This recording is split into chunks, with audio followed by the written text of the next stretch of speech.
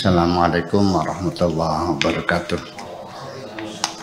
Bismillah, tawakkaltu ala Allah, la hawla wa la quwwata illa billah. Asyhadu an la ilaha illallah wa asyhadu anna Muhammadar Rasulullah. Allahumma salli ala sayyidina Muhammadin wa ala alihi wa sahabatihi ajmain, amma ba'd. Kita lanjutkan pada halaman 60, poin yang ke 76, 77 ya, 76.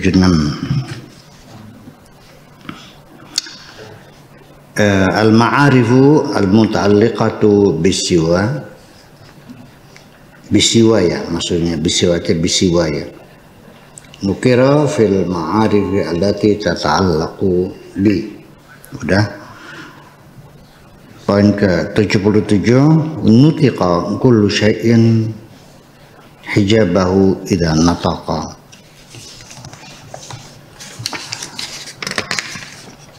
Apa saja akan dapat berbicara ketika hijabnya berbicara. Jadi pada akhirnya yang jadi masalah kita tidak bisa menjelaskan, kita tidak bisa paham itu ya karena hijab kita bisu, hijab kita masih tertutup rapat sehingga kita tidak bisa melihat apa-apa, tidak bisa mendengar apa-apa, tidak bisa mendengarkan kebenaran-kebenaran yang seliweran di sekitar kita ya, keteladanan, contoh kemuliaan yang ada kita lihat semuanya menjadi tidak terlihat semuanya itu, bahwa pada akhirnya adalah hijab yang ada pada diri manusia adalah nafsu itu sendiri. Jadi diri kita inilah sebagai hijab kita sehingga kita tidak bisa melihat dengan transparan dan transandental. Jadi di sini juga ada kaitan, ingin saya kaitkan bahwa masalah yang diperdebatkan sejak dulu dan sampai sekarang belum pernah ada kompromi, yaitu apakah iman itu bisa bertambah dan berkurang atau sudah statusnya sudah permanen. Kalau menurut Mu'tazilah, sekali orang itu sudah beriman, ya tidak mungkin akan berkurang imannya. Anda sudah tahu Jakarta, yakin ada Jakarta dan pernah ke sana. Mana mungkin satu hari Anda meragukan lagi Jakarta itu ada enggak ya? Ini kata Mu'tazilah semacam itu.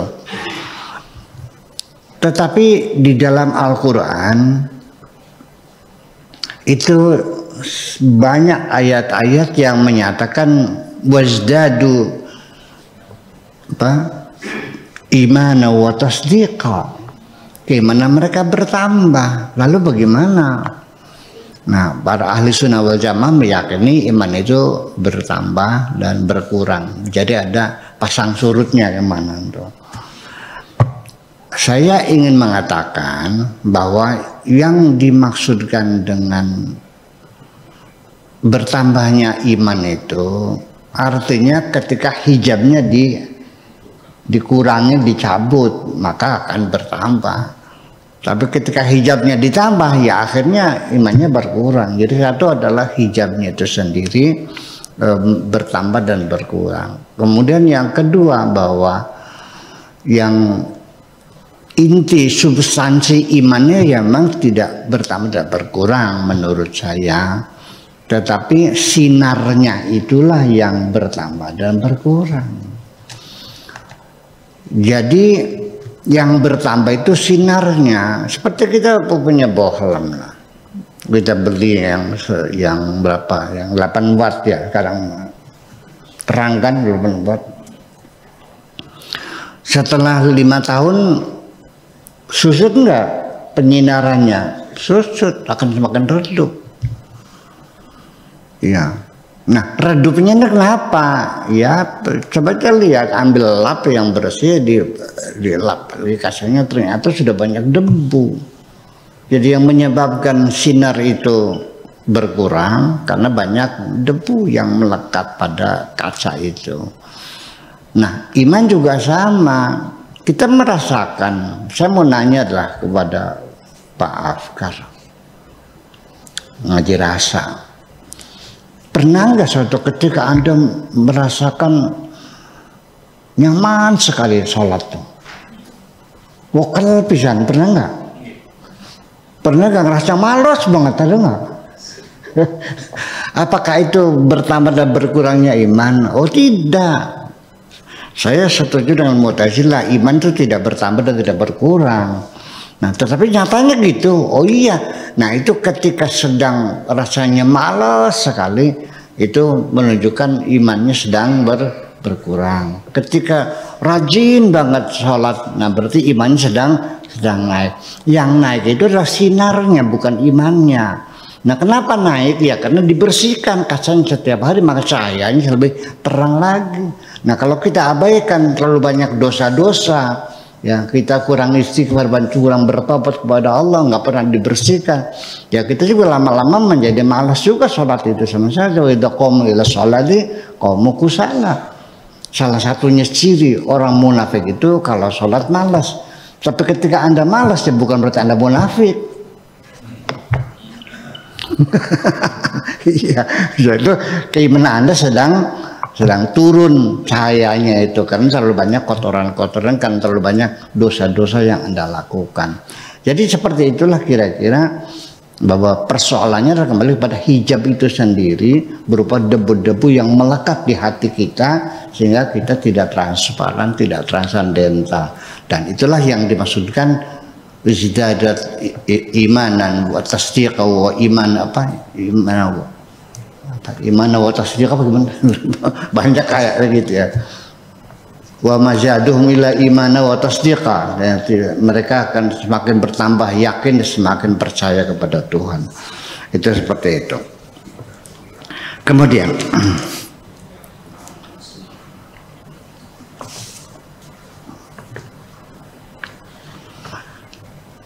al-ma'rifatu as-samtiyatu, pengetahuan yang bersifat samtiyah, ilmu pengetahuan yang mendorong kita memilih untuk diam. Itu zamannya. Jadi ma'arif samtiyah, ilmu pengetahuan yang kita capai yang menyebabkan kita menjadi memilih untuk lebih baik diam. Diputar-putar terjemahannya. Itu tahkumu, itu yang menentukan. Ilmu diam itu yang menentukan. Wal ma'rifatun nutqiyah, dan ma'rifat nutqiyah, pengetahuan ucapan, pengetahuan yang membuat kita gemar berbicara, ilmu-ilmu yang perlu ngomong, itu tadu sifatnya mengundang, berceramah, berorasi, berdakwah, ya. Tapi tidak menentukan. Yang menentukan adalah ilmu diam, bukan ilmu ngomong. Nggak tahu menyambung nggak? Ilmu diam itu apa sih? Al-ma'arifun samtiyah, ilmu pengetahuan yang kita peroleh lalu mendorong kita untuk memilih diam. Ya kalau ilmu fikih itu ilmu pengetahuan yang mendorong kita banyak ngomong. Hawanya itu pengen banyak ngomong aja, pengennya tukaran baik lah. Menyalah-nyalakan orang aja tuh. Iya, itu seperti apa, mendekel lah perutnya itu. Bidah itu, musyrik itu, semua salah semuanya. Nah itu namanya al-ma'arif an-nutqiyah yang membuat kita jadi banyak ngomong, ya itu. Karena ilmu sendiri juga punya watak macam-macam itu. Jadi kembali lagi bahwa diam juga sebagai satu ilmu. Ya, ngomong ilmu. Anda ngomong belajar enggak? Ada yang ngajarin enggak? Siapa yang ngajarin Anda ngomong? Orang tua lah, lalu guru dan sebagainya. Sampai sekarang Anda belajar ngomong, ya, belajar berorasi, belajar pidato, belajar ceramah, belajar ini, belajar jadi MC dan sebagainya, kan belajar. Diam perlu belajar enggak? Sama, diam juga perlu belajar karena juga ada ilmu diam. Iya, orang ada diam, dan ternyata lebih sulit mana belajar ngomong dengan belajar diam? Lebih sulit belajar diam kok. Nah, dan itu digambarkan dalam satu kisah dalam Al-Quran antara Nabi Khidir dengan Nabi Musa. Semula Nabi Musa menganggap bahwa diam itu gampang. Satajiduni insyaallah minas sabirin. Saya bisa, insyaallah sahabat bisa. Kuatlah, nggak ngomong mah, nggak nanya. Ya ternyata ya. Wa kaifa tasbiru ala ma lam tuhit bihi khubra. Bagaimana kau bisa bertahan? Kamu belum berpengalaman dalam hal ini. Kan gitu kata Nabi Khidirnya. Ya betul juga. Iya. Ya ternyata ya memang nggak bisa diem dulu. Ya di luar kemampuannya terpaksa nanya. Ya kenapa kau bunuh anak kecil yang tanpa dosa itu? Kenapa kau bunuh? Ya karena Nabi Musa kan kencang dengan syariatnya, gitu. Ya tidak tahu. Ya itu. Lalu kemudian juga saya pernah menceritakan ini kisah ilmu diam begini nih masih ada manfaatnya enggak sih? Iya, masih ada manfaatnya enggak sih? Di mana sih Bu mempraktekkan ilmu diam itu? Ya sesungguhnya dalam kehidupan kita sehari-hari kita sering menghadapi masalah-masalah di mana solusinya nggak ada yang lain kecuali kita harus pura-pura nggak tahu.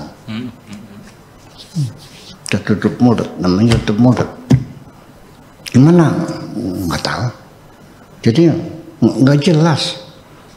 Terus ya saya nggak paham. Jadi gimana? Ya nggak tahu. Menurut Anda gimana? Saya tidak punya pendapat.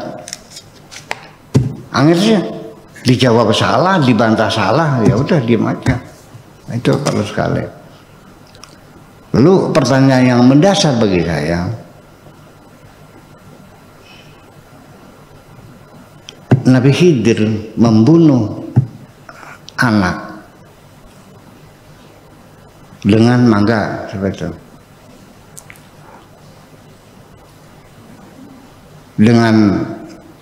dengan dugaan anak ini besok artinya di saat yang akan datang nantinya anak ini akan menjadi penjahat, sedangkan orang tuanya orang yang soleh.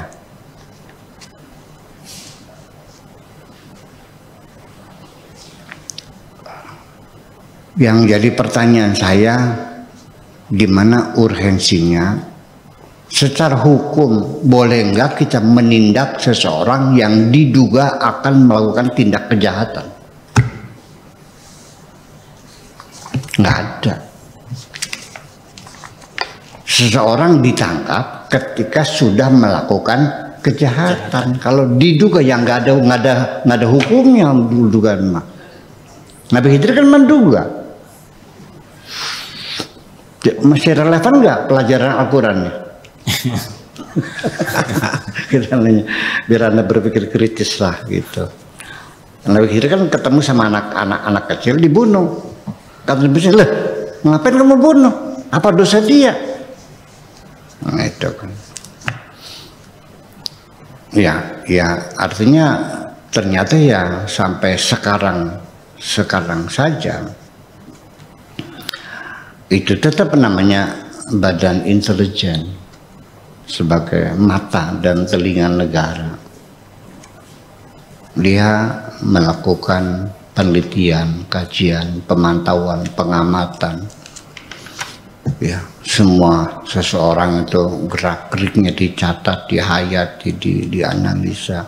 Berkesimpulan bahwa ini orang berpotensi akan melakukan tindak yang sangat membahayakan negara, yang bisa membubarkan negara. Sangat berbahaya sekali. Keputusannya harus dihabisin. Di dunia intelijen boleh nggak? Boleh. Kalau polisi boleh nggak? Boleh. Boleh dong.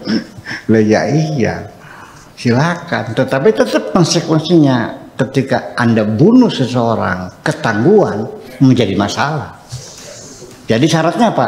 Ya jangan ketangguhan. Itu aja masalahnya. Itu masalahnya.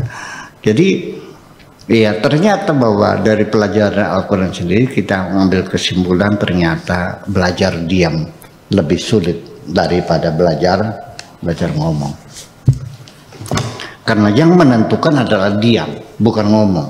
Ngomong mah hanya bikin gaduh saja. Jadi al-ma'arifus samtiyah ini memang kalimatnya seperti itu sih. Al-ma'arifatus samtiyah tahkumu, yang menentukan. Ya, wal ma'rifatun nutqiyah tad'u. Sedangkan ilmu pengetahuan yang sifatnya banyak ngomong, ya itu hanya bikin gaduh aja. Tapi yang menentukan, yang mengeksekusi siapa?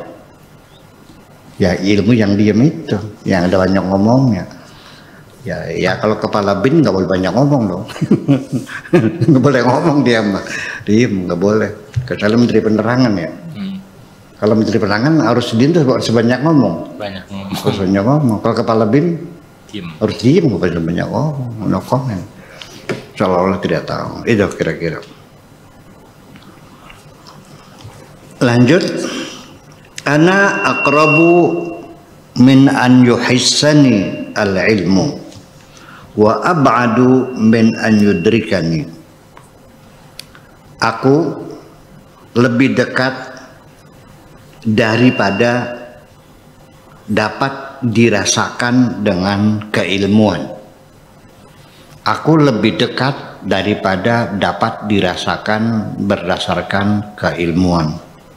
Dan aku lebih jauh dari apa yang dapat disadarkan. Aku lebih jauh dari apa yang dapat disadari. Maksudnya apa ini?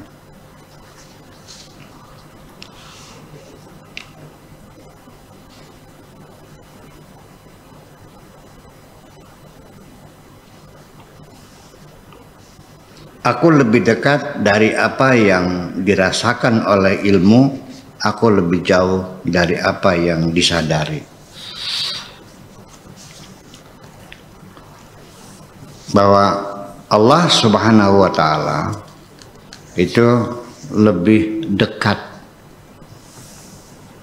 daripada temuan-temuan keilmuan.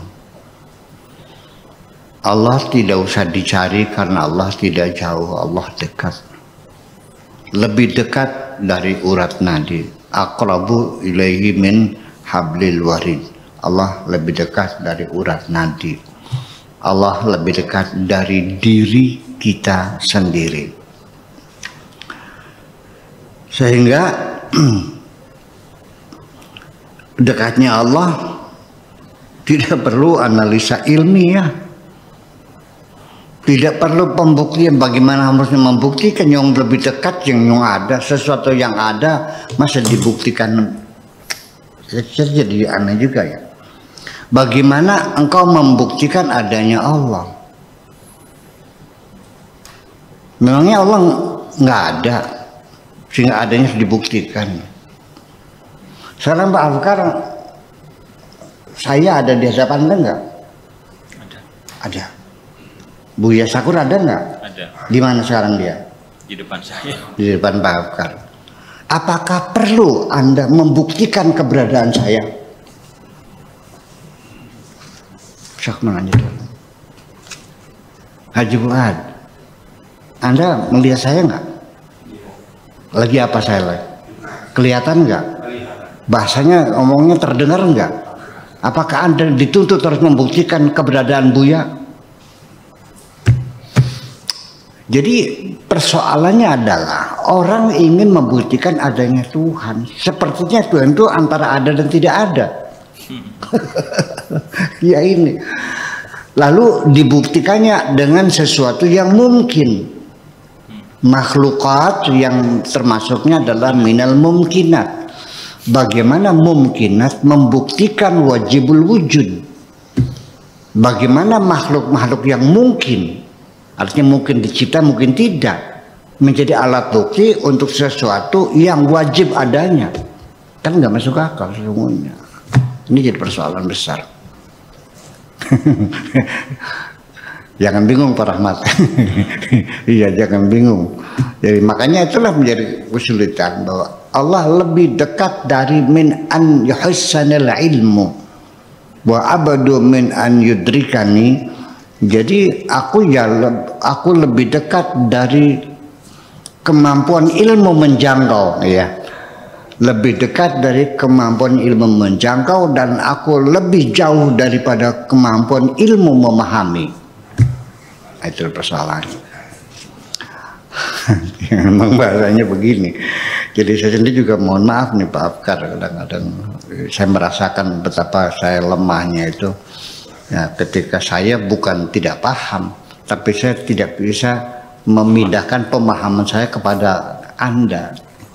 Tidak bisa mentransfer pemahaman saya kepada Anda, sehingga Anda tidak paham. Yang salah bukan kitab ini punya siapa-siapa, yang salah adalah saya, karena saya tidak mampu menjelaskan supaya Anda jadi paham. Ya, kembali kepada Einstein lagi, ketika Anda tidak bisa menyampaikan, membuat anak itu menjadi paham, ya perlu dipertanyakan, jangan-jangan Anda belum paham.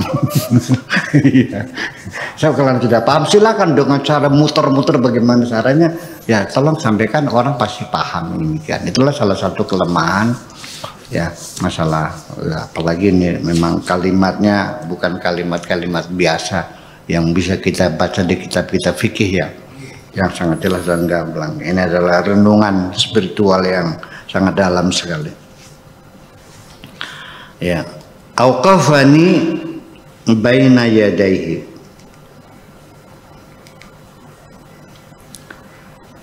Tuhanku mempersilakan aku bersimpuh di hadapannya. Auqafani baina yadayhi.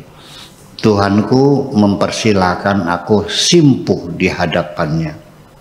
Wa qala li, lalu dia berkata kepadaku, hal tara ghairi, apakah engkau melihat selain aku? Apakah engkau melihat sesuatu yang lain selain aku? Faqultu la, ku jawab tidak. Tuhanku berkata kepadaku, apakah engkau melihat selain aku?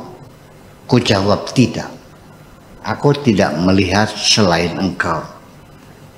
Faqala, lalu Tuhanku berkata, la taroni illa baina yadayya. Engkau tidak mungkin dapat melihatku kecuali ketika engkau berada di hadapanku. Berhadap-hadapan. Wa huwa dza tansarifu wa tara ghairi. Atas dasar itulah maka engkau menjadi berpaling, ya. Wa tara ghairi, menjadi engkau melihat selain aku. Karena engkau tidak berhadapan denganku, maka engkau menjadi akhirnya melihat selain aku. Ya, ketika di rumah engkau melihat anak istrimu. Ketika di sini engkau melihat gurumu, kan gitu. Ya, ketika di pasar ya melihat pedagang-pedagang. Itu persoalannya. Wa tara ghairi wa la tarani, dan tidak melihat aku. Engkau melihat selain aku dan tidak melihat aku. Fa idza ra'aitahu, ketika engkau melihat Tuhan, melihatnya, fala tajhadu, jangan engkau membangkang, jangan engkau abaikan, jangan engkau ingkari. Wahfad wasiyati, jagalah wasiatku. Fa innaka, maka sesungguhnya engkau, indayataha, apabila engkau sia-siakan kesempatan itu, kesempatan untuk melihat aku, kafarta, maka engkau menjadi kafir. Kalau engkau sia-siakan kesempatan untuk melihatku, kau sia-siakan, maka engkau menjadi kafir. Kafarta, menjadi kafir.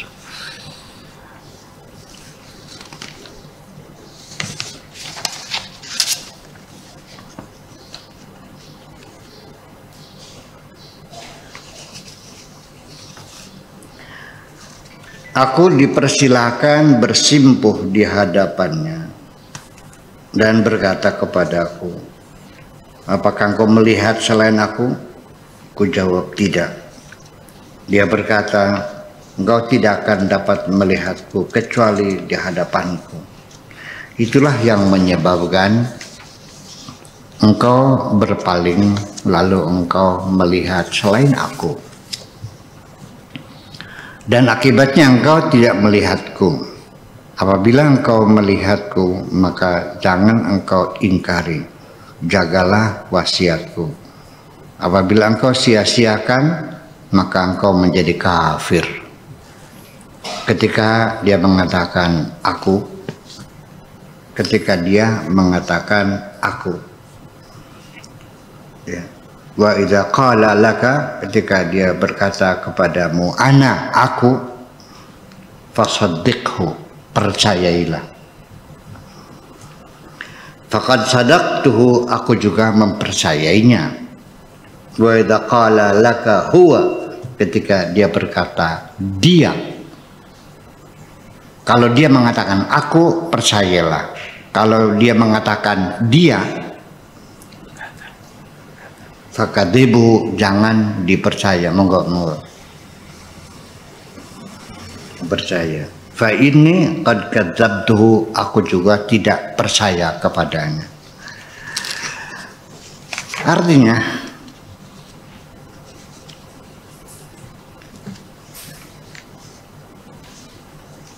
aku juga tidak membenarkannya. Jadi artinya bahwa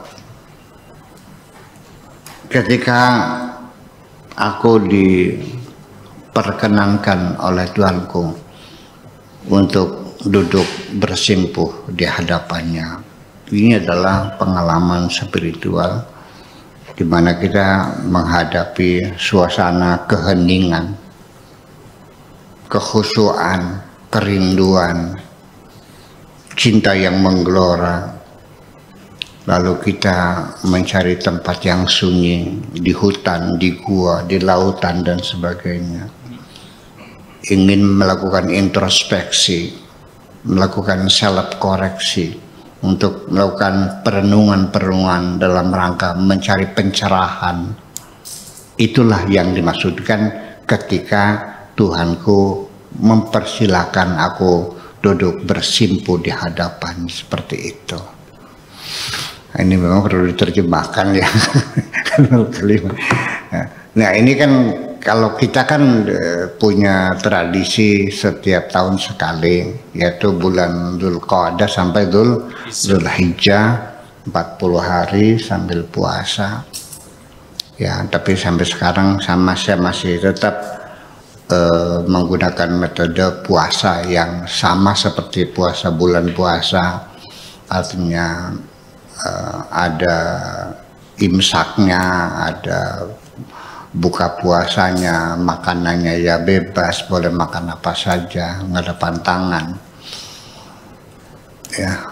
Ya tidak ada istilah apa namanya puasa ngebleng tuh puasa.